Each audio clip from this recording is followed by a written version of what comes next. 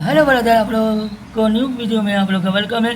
फिर धमाका संग लेके आ चुका हूँ आप लोग के बीच में। जो भाई मेरे गाना को सुनते हो तो लाइक करें, कमेंट करें, शेयर करना बोले। यह गाना न्यू तरह के आप लोग इस गाना को सुनने के लिए ऑफिशियल बबुल वे के चैनल पर जाइए और लाइन बाय लाइन गाना सुनिए। मस्त लगे तो भाई के लिए लाइक कीजिए।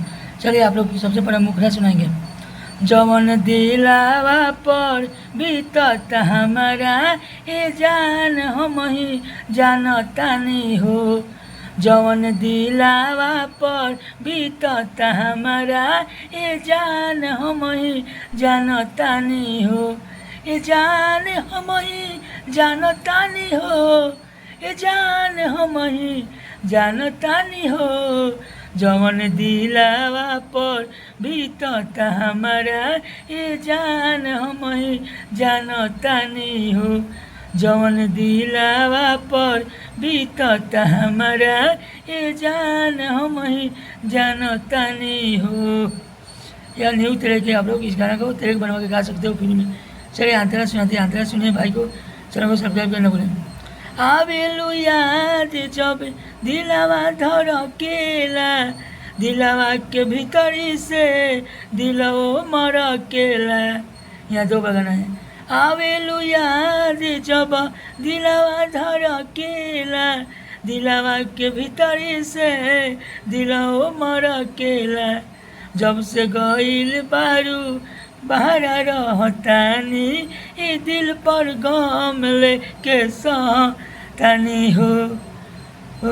जवन दिलावा पर बीतत हमारा ए जान हम ही जानतानी हो।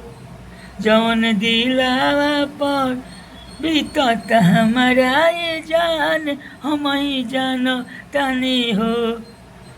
यह न्यू तरह की आप लोग इस गाने को तरह के बनवा के गा सकते हो फ्री में। और मेरे ऑफिशियल पब्लिकेशन चैनल पर जाइए और लाइन बाय लाइन गाना सुनते हैं। आंतरा तू सुनाते हैं। शादी करके चल गइलू पियावा के घरे, कितना बार बच गइली जाने मरे मरे। यहाँ दो गाना है। शादी करके चल गइलू पियावा के घरे, कितना बार बच गइली जान मरे मरे। दर्द लेके जान भीतर सहतानी ए जान हम ही जानतानी हो। जवन दिलावा पर बीतत हमारा ए जान हम ही जानतानी हो।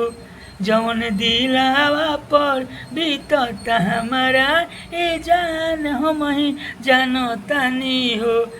यह गाना न्यू तरह के आप लोग इस गाना को तरह के बना के गा सकते हो फ्री में। और आप लोग जो भाई मेरे चैनल को सब्सक्राइब नहीं किया है वो सब्सक्राइब करें, लाइक करें, कमेंट करें, शेयर करना भूलें।